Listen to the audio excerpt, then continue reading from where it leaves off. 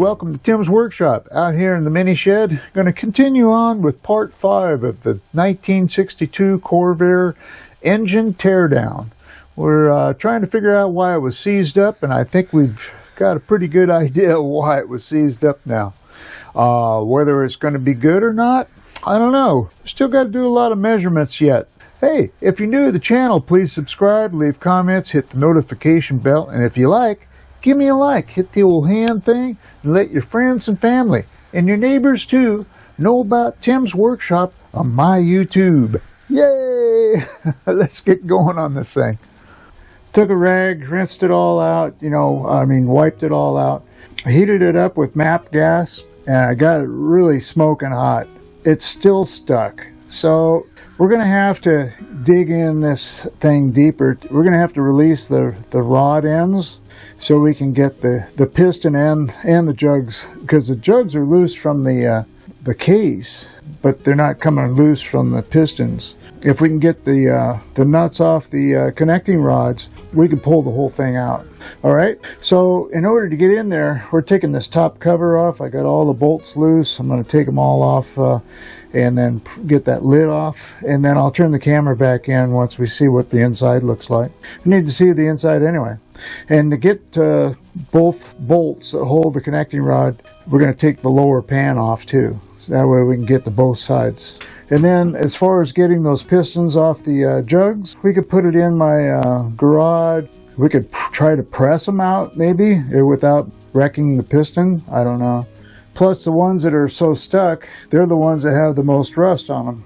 Okay, so I got the top off, and there's a thin pan underneath it. I got it off. The old gasket needs to come off and all that, I was able to get this nut off, the connecting rod on this one that's stuck, and I need to be able to get down to get the other nut off.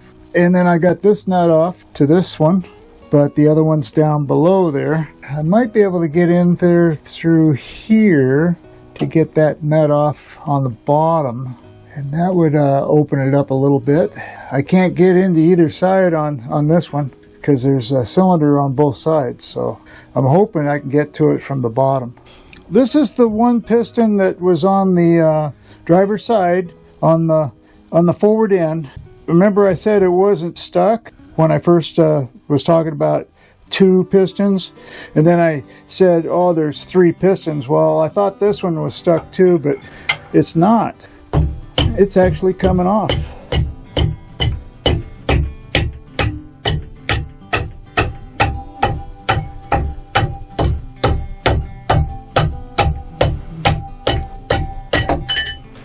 That makes the situation a lot easier, because otherwise I would have had to cut one of these jugs off. And now I don't have to do that.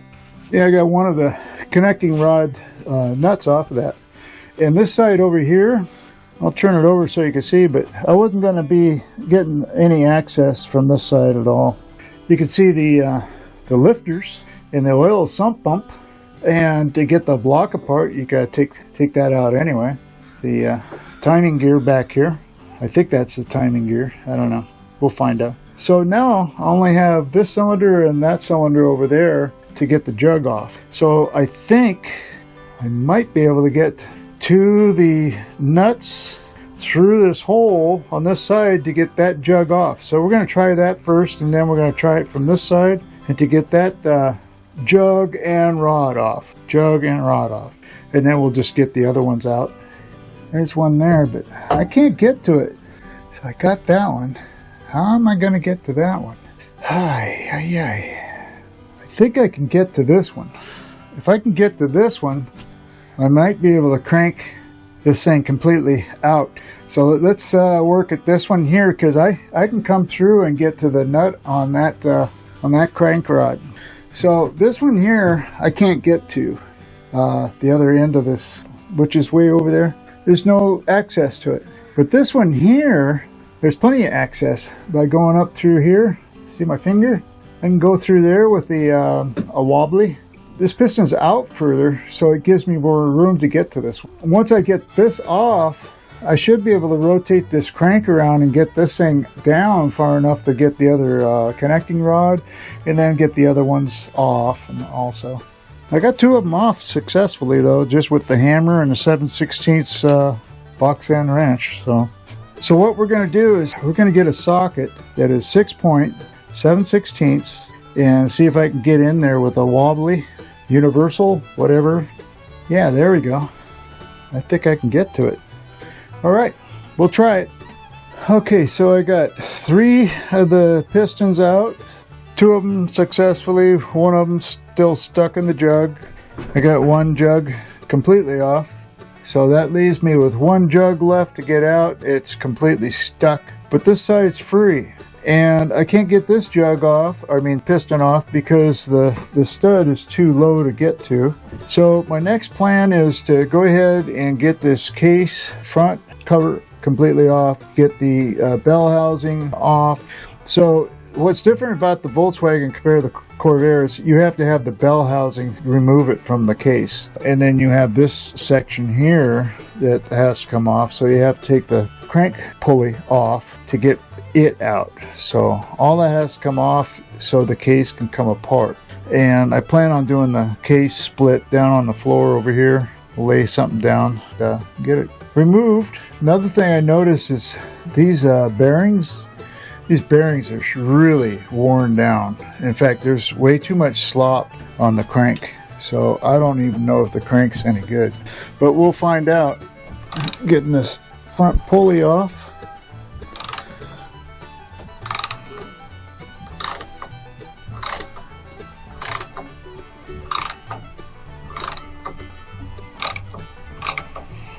Alrighty. Well, there we go. Got the pulley off. Now we got to get all these. I think I'll use my impact.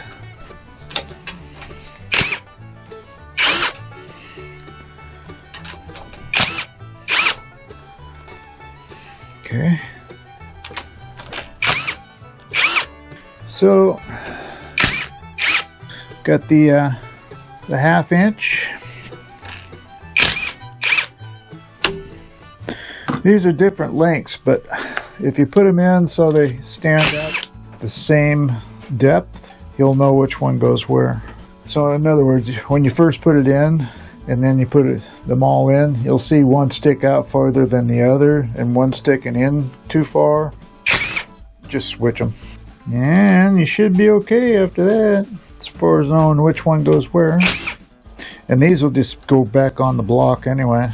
All the hardware. I'm putting it back on.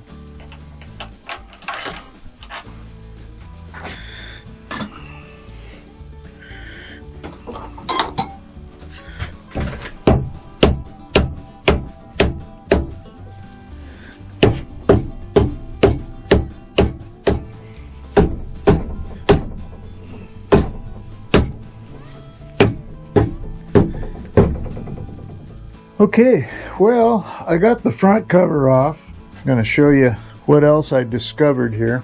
With the front cover off, I'm able to move it so I can get these pistons completely out now. So that's good. I put the thick washer and the bolt on to churn it, because with the cover on, I had all the bolts out. I even took the studs out. So everything was off of it, and I'm going, well, why isn't this thing coming off? I decided to put this on there, the thick washer and the bolt, so I could churn it.